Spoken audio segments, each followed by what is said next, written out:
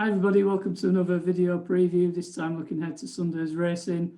Day 2 of the Dublin Racing Festival at Leopardstown, and also we've got racing ahead again from Musselburgh, which does have an inspection on Sunday morning, so hopefully that can go ahead.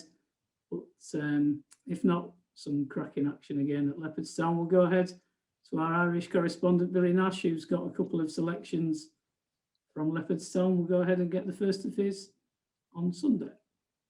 Hi Kieran, yeah, my first selection on Sunday is going to be in the Spring Juvenile Hurdle, and I've gone for Willie Mullins' Humdor. Now, I think this race is going to tell us an awful lot about the pecking order of the juveniles in Ireland.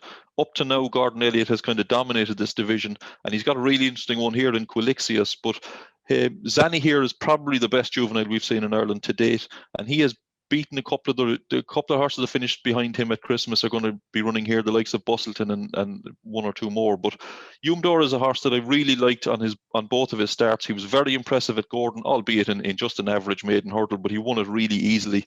And I'm firmly of the belief that he would be still unbeaten over hurdles had he not come down at the last at Fairyhouse the last day. I'm sure he'd have beaten Tehupo in what was, I think, a really good race. I think it was, even though it was just a novice, I think it was probably graded class. I think there were some really good horses in that. The winner himself, Tehupo, had a good win in France that's working out particularly well. And I thought Humdor did particularly well to even be in the position to win it, considering how hard he pulled through the race. The fact that he was still on the bridle between the last two, I think this horse is a serious engine. Like I said, I still think he would have won had he not come down at the last. I still think there was a bit more that Paul Townend hadn't asked him for anything at all, really. And the fact that they're running him here instead of French Asile, who Willie could also have run in the race, he was in at the 5-day stages. They've taken him out, and I think that maybe they just want to give Humdor a little bit more experience before the Triumph Hurdle at Cheltenham, which I think is a sensible thing to do. So, like I said, I think Humdor has a really big engine. It's going to tell us an awful lot about the juvenile hurdlers in Ireland, but I'm happy to go with Humdor. I think he's going to be right up there with the likes of Zanna here, and just to on the back of his Fairyhouse run, I actually backed him anti-post for the Triumph Hurdle. So hopefully he's going to justify my faith, and I think he will.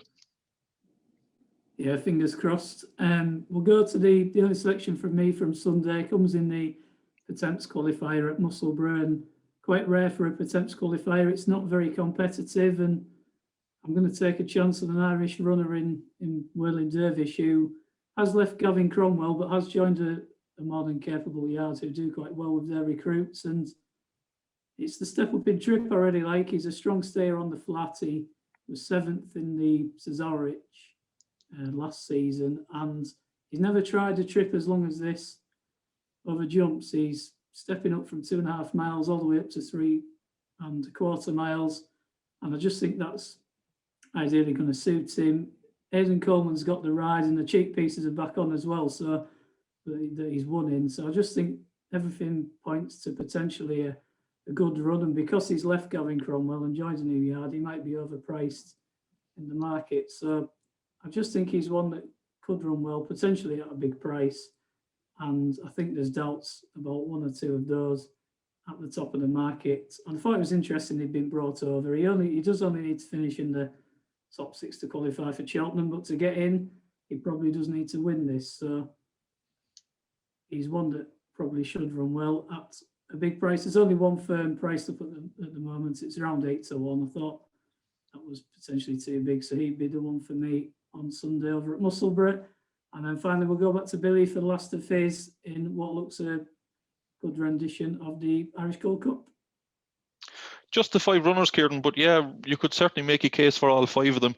And I'm going to stick with Manila Indo. I'm sure people have heard me banging on about this horse before. I think he's a Gold Cup horse in the making, but if he's going to have to win on Sunday. This is kind of make or break now for Manila Indo. Blotted his copybook at Christmas with an uncharacteristic fall. I'm quite happy to forgive him that. He's generally a very safe jumper. Just got cut out by the first down the back at Leopardstown. That can happen, but the fact that he's back in a smaller field here, that'll suit him. He's going to have plenty room with his fences. I don't think that's going to be an issue at all. I think he's a very good jumper. The vibes are very positive from the Henry de Bromhead yard, and like I said, he's going to have to win this if he's a genuine Gold Cup horse. I think Kembai and Mellon both had pretty hard races at Christmas. That just might take the edge off them. They were racing a long way out. Delta Work has plenty to prove. He's No, I know he unseated the last time. He was pretty lackluster at Down Royal the time before. And the storyteller, even though he did win the JN1 at Down Royal, I never really had him pegged as a Grade 1 winning chaser. I'd be surprised if he was good enough to win this race. Whereas I think Manila Indo is well capable of stepping up. I think the ground, the track and everything is ideal for him. And I fully expect Manila Indo to get back on track for Cheltenham with an impressive win on Sunday. Brilliant. So that's 3 from us. Whatever your selections, best of luck. Hopefully Musselburgh goes ahead, and some brilliant racing over in Ireland as ever. That's goodbye from us. Thanks for watching.